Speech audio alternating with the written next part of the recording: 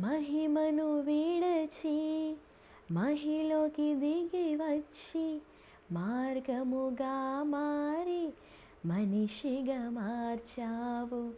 మహిని నీవు మాధుర్యముగా మార్చి మార్గము చూపి మరో రూపమిచ్చావు. మహిమలో నేను మహిమను పొందా మహిమగా మార్చింది నీ కృపా. మహిమలో నేను మహిమను పొందా మహిమగా మార్చింది నీ కృప. యేసయ్యా నీ కృప నాకు చాలయ్యా, నీ కృప లేనిదే నేనుండలేనయ్యా.